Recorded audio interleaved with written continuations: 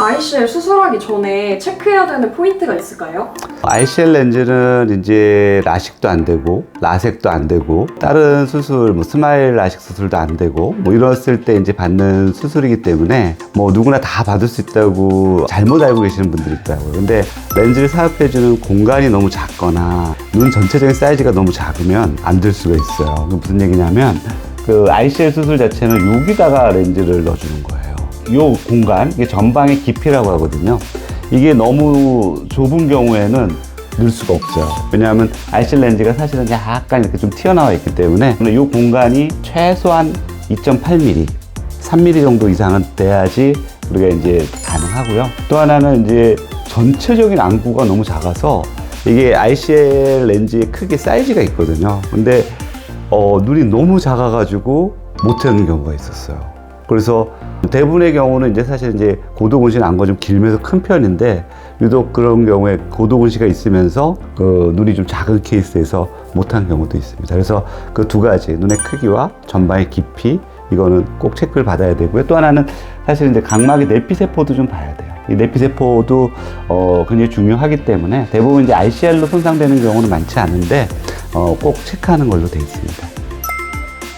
렌즈 삽입술은 왜 이렇게 비싼가요? 그쵸, 비싸죠. 렌즈 삽입술은 사실은 그거는 병원 탓은 아니에요.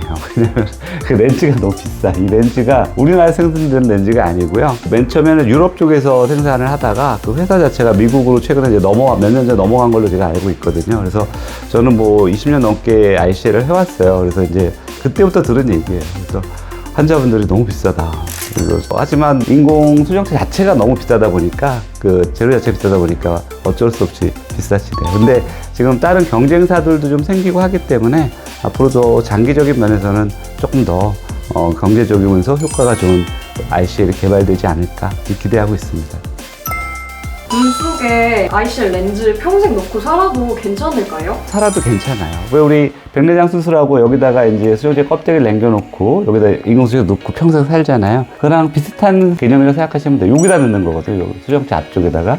근데 이제 ICL의 단점 중에 하나가 장기가 지나면은 백내장이 좀 올 수도 있거든요. 그래서 아마 50대에서 60대 정도 되면은 백내장이 약하게 생길 가능성이 좀 있어요. 그러면은 여기다 어떤 그 ICL을 제거하고 여기다 이제 그 백내장 수술을 하게 되면 인공수정체를 하기 때문에 지금까지는 제가 봤을 때는 뭐 거의 반평생 가능하다고 보거든요. 그래서 눈 속에 있다고 해가지고 특별히 문제가 있었던 경우는 없었어요. 물론 이제 포도막염 환자라든지 어떤 눈에 염증이 잘 생기는 사람들은 아예 ICL을 시작도 안 하거든요. 근데 어떤 사람은 이제 본인이 너무 겁난다고 그래가지고 수술하고 나서 몇 년 있다가 본인이 좀 빼달라고 해서 빼준 적은 있었습니다. 근데 크게 문제는 없으니까 걱정하지 않으셔도 돼요.